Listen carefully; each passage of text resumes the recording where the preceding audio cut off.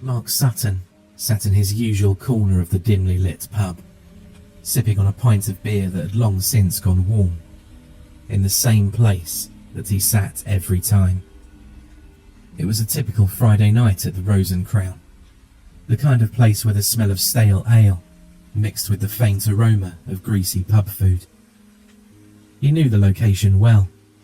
He lived minutes away, just around the corner in his council flat. The regulars were already deep into their drinks, laughing too loudly at jokes that weren't funny in the slightest, and complaining about the usual woes of London life. Mark sat back in his seat, taking in the atmosphere, and smirked. It was 9 p.m, and the pub was filling up nicely. He was waiting, as he always did, for the patrons to reach that perfect level of inebriation, just enough to be open to suggestion, but not so drunk that they couldn't follow along. He'd been coming to this pub for years. He'd refined his little scan into a fine art now. It was effortless. The locals loved it. He loved it too, in his own way. It was easy money and easy fun, and it got even easier as the drinks piled up during the evening. A few vague predictions, some inane talk about the veil between worlds, and he'd have them eating out the palm of his hand. Of course, Mark didn't believe in any of it. Ghosts, spirits, the afterlife, it was all utter nonsense to him. But he'd always been a good talker, with limitless charisma, and that was all that mattered. In general, people wanted to believe, and he just gave them what they wanted. In his mind, he was offering a service to people that needed him. As the night wore on, he noticed a group of newcomers at the bar. They must have been work colleagues on a night out. Some of them still had their badges around their necks. They looked like they were out for a good time, laughing and clinking glasses. They must have been more than a few drinks in by this point. Perfect, he thought. Fresh blood. Like a predator surveying his prey, he watched with laser focus as they revelled at the bar. As one of the group got up to go to the bathroom, he saw them stumble, with that classic uneasiness on their feet that you get when you're a certain number of drinks down. It was time. Rising from his seat, he took a deep breath and plastered on his most disarming and mysterious smile. His dark hair was slicked back, with his shirt just wrinkled enough to give him an air of dishevelled charm. He approached the group with a casual confidence. He wanted them to underestimate him, and most importantly, entertain his suggestions. "Evening, folks," he said, his voice low and smooth like butter. "Mind if I join you?" They looked up, slightly startled, but he could tell they were intrigued. Sometimes, he approached groups who told him to get lost immediately, but he jumped over the first hurdle. What he presumed to be the most senior of the group, a tall man with a neatly trimmed beard, nodded. "Sure, mate. What's your story?" Mark chuckled and pulled an empty seat from a nearby table. "Name's Mark. I'm the local psychic, of sorts. I've been coming here for years, offering spirit readings to those who are curious." The bearded man raised an eyebrow, signalling his skepticism. "A psychic, eh? That's different." "Different, yes, but enlightening," Mark replied, leaning in as if sharing a secret. "I can contact the spirit world, communicate with the dead. I'm quite good at it, actually." As the words left his mouth, the group exchanged glances. He scanned around their faces with quick darts of his eyes. Some had a profound look of disbelief, whereas he could tell that others were curious. The idea was ridiculous to them, but as luck would have it, they were just drunk enough to find it amusing. "All right, fine," said the bearded man, smirking. Why not? Give us a reading then. Mark put on his most cheesy, mystical voice. It helped to keep the illusion and disarm them. More importantly, he had to get the money first. Very well, but first, you must cross my palm with silver. The group looked confused before Mark briefly broke the facade, holding out his hand. 30 quid. It was a large group who were clearly not short of money. So they decided to entertain him, and the bearded man did a quick whip round. Some of the group pulled £5 and £10 notes out of their pockets, and he handed him a small wad of cash. Mark bowed his head as he pocketed the money. That would pay for his night's drinks. You have my thanks. And with the most important part done, Mark started the performance. He loved the skeptics the most. They were the easiest to fool. He pulled a small, worn deck of tarot cards from his pocket and spread them out on the table. The table was sticky from a night of spilled beer, but he persevered. Let's see what the spirits have to say this evening. He began his usual routine, that he must have done hundreds of times at this point. He didn't even have to think about it. It was pure muscle memory. He shuffled the cards expertly and asked for someone in the group to draw one. As he turned the card over, he wove a tale of vague predictions and half-truths. He continued to do this a few more times, eventually getting each person in the group to pick a card, with him interpreting the outcomes. The group laughed throughout, occasionally glancing around as if expecting something to happen. But nothing did, of course. It was all just performance and theatrics, a bit of fun for a Friday night. Mark finished the reading with an exaggerated flourish, leaning back in his chair. And there you have it, gents.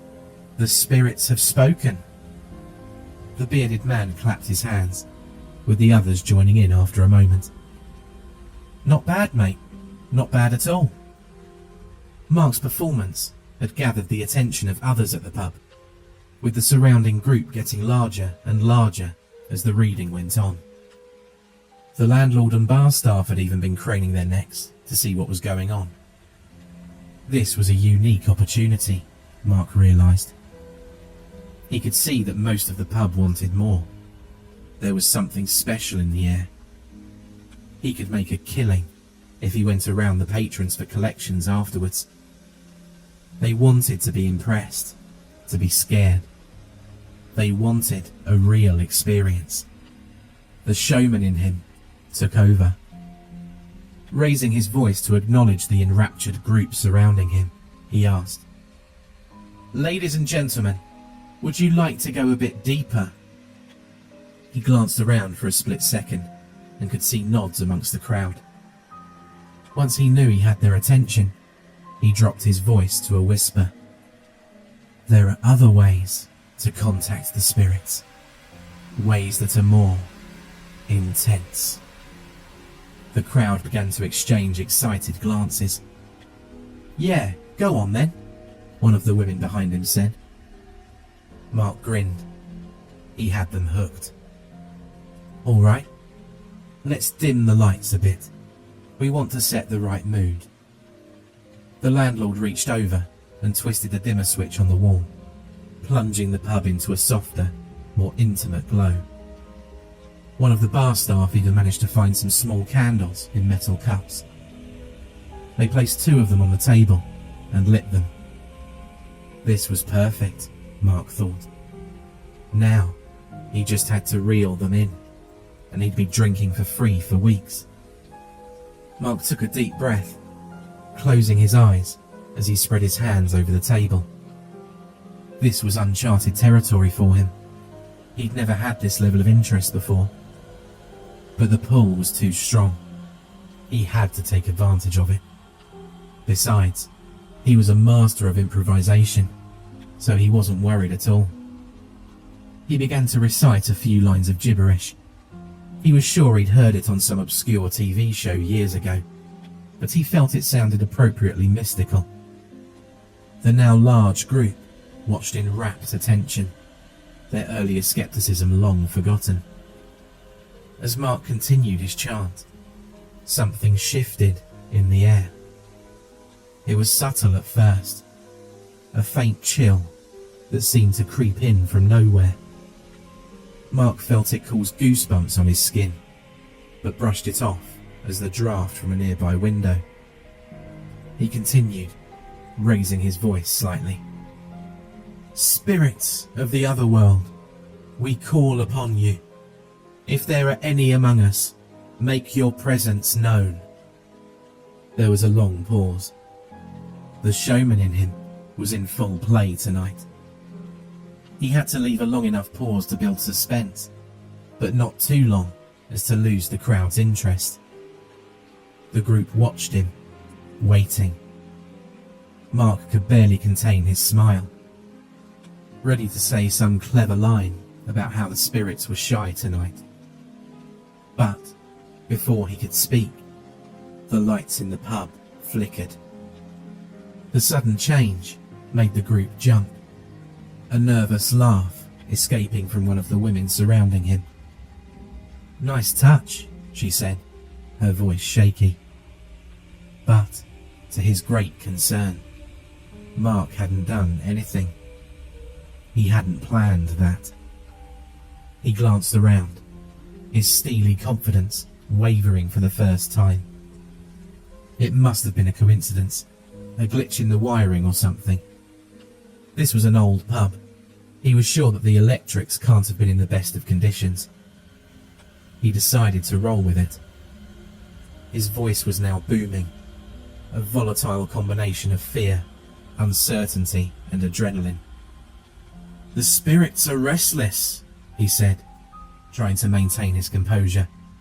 "They're reaching out to us."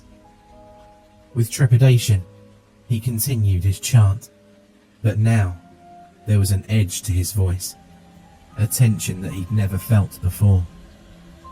The chill in the air began to grow stronger, seeping into his bones. He began to shiver. Out of the corner of his eye, he could see the group shifting uncomfortably, their earlier excitement fading into something else, something closer to fear. The lights flickered again, this time more violently. The entire pub seemed to shudder, as if a great weight had settled over it. Mark swallowed hard, his mouth suddenly dry. Is this part of it?"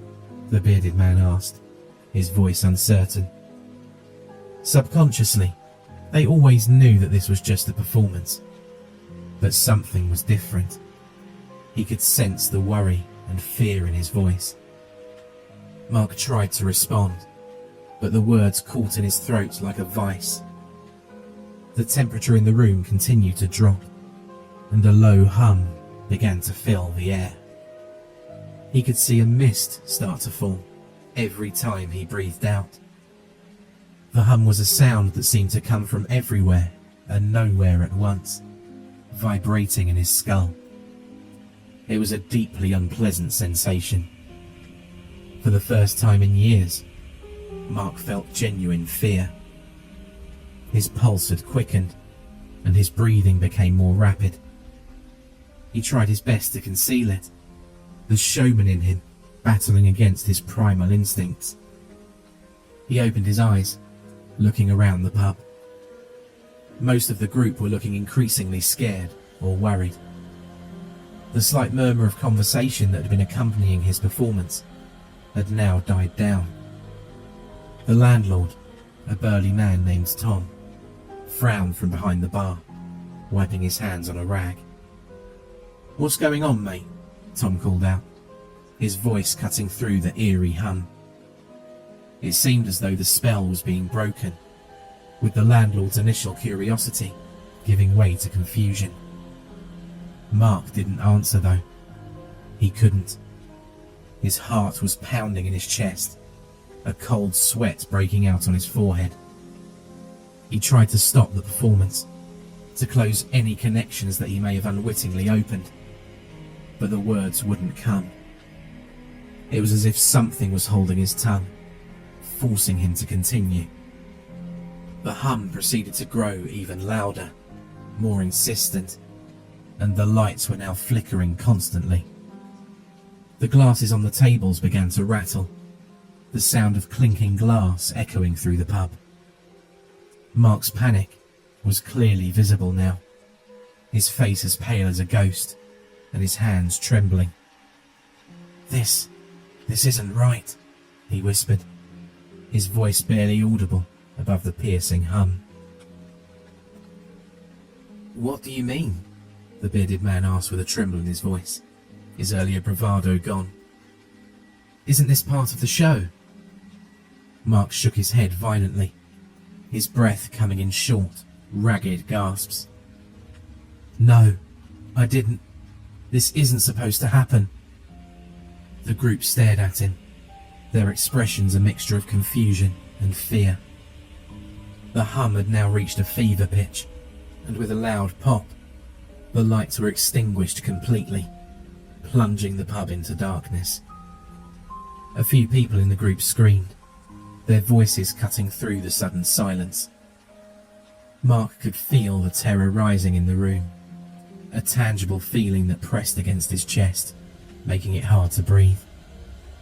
And then, as if in slow motion, the glasses on the tables shattered into a million pieces, the sound of breaking glass filling the air. Shards flew in every direction, glinting in the faint light from the street lamps outside. The wine glasses hanging from the bar also proceeded to explode, causing the bar staff to duck for cover behind the bar. Mark flinched, raising his arms to shield himself, and clenched his eyes shut in reflex. He could hear the group around him crying out in fear, scrambling to get away from the vicinity. But he was rooted to the spot, unable to move. The darkness proceeded to press in around him, thick and suffocating. He could feel a presence in the room with them. It felt vindictive and demonic. It was as if the air itself had turned against him, squeezing the life out of him with every laboured breath. "Please," Mark gasped, his voice trembling. "I didn't mean to. Please, stop." The spirit didn't listen. It had waited far too long for this, feeding off of years of his deception, growing stronger with every lie he told. And now, it was free. Mark tried to cry out for help, but no sound came. His vision blurred, the edges of the room darkening as his head throbbed with pain. He couldn't see them, but the group's screams had now transformed into awed silence. They remained motionless now, almost scared to move, in fear of what might happen next. And then, the pain spread, sharp, stabbing, unbearable. It was as though invisible hands were twisting his limbs, bending them in ways they were never meant to bend. He could feel his bones grinding against each other, his muscles tearing, but he couldn't move, couldn't scream. Blood began to seep from his nose, his eyes, his ears, dripping onto the table and the floor in thick, dark droplets. The surrounding group watched in horror, their faces pale, but they didn't move. They couldn't believe what they were seeing. To them, it had to be part of the act, an elaborate but gruesome performance. They'd never seen anything like it. He must have been a very skilled performer indeed. But Mark knew better.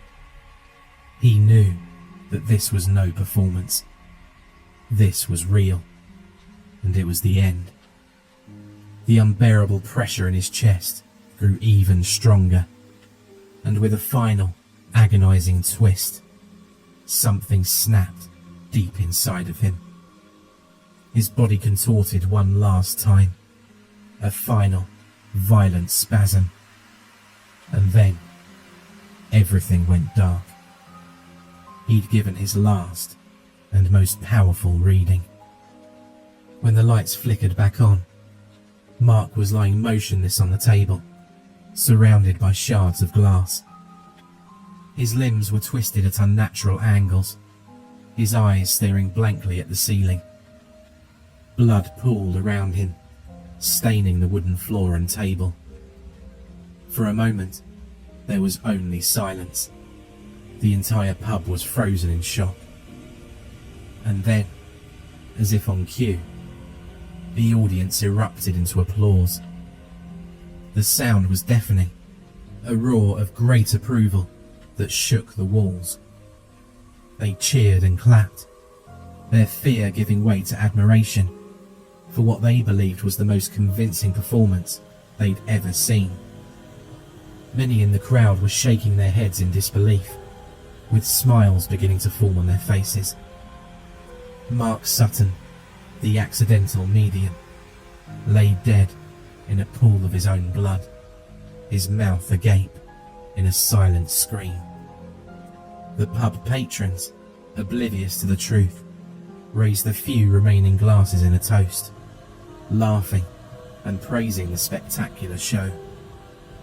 But deep within the shadows, something still lingered. Something dark and hungry, feeding off of the fear and excitement of the crowd. It had claimed its first victim, and it was only just beginning.